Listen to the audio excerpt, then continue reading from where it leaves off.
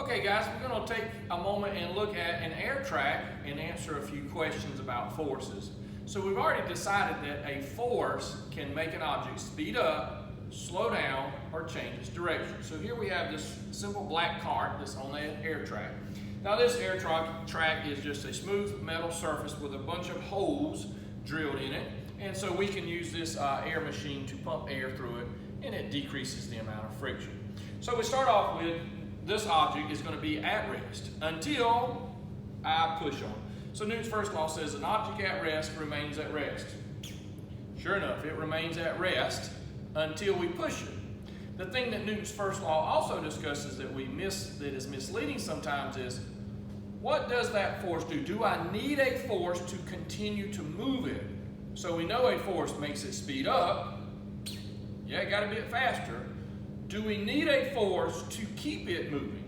And so if we look at this system, it appears that the only way this thing is going to keep moving is if I continue to push it. So it appears that a force is required to keep it moving.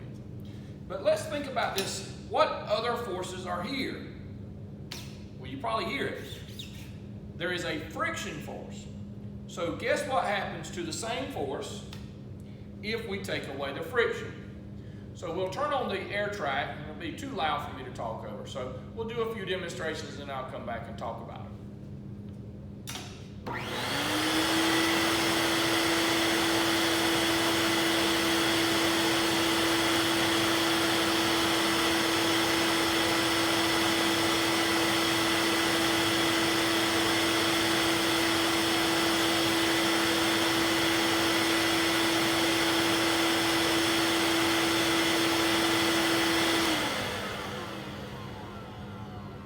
So the idea here is that the same force that only goes a few centimeters, when you remove the friction, that force now allows the cart to move 5, 10 times, or 5 or 6 times back and forth on the track. So the thing to think about is, do you need a force to keep it moving? Well, you don't really need a force to keep it moving if you remove the other forces that are always stopping it. So what's the force that's always stopping this object from moving? Friction. So if we remove friction,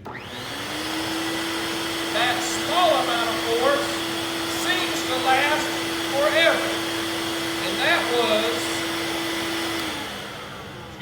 that was a unique thing for Newton to be able to explain and show everyone is, not only does an object at rest remain at rest, but an object, once you apply a force, you don't need to continue to apply a force. It will move on its own. You need a force if you want to stop it, but not to keep it moving. So, what do forces do to an object's motion? They make it speed up, slow down, or change its direction. But you do not need a force to keep moving. The problem we run to is there's always forces that are stopping it from moving, like friction. So if we remove friction, the same force that we had to start with goes much further.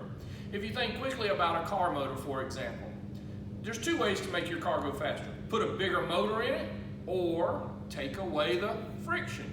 If we can decrease the friction of the car, make it aerodynamic, then a smaller motor will make the car go even faster. All right, guys, so we'll go back into the class notes now and add this example to our class notes.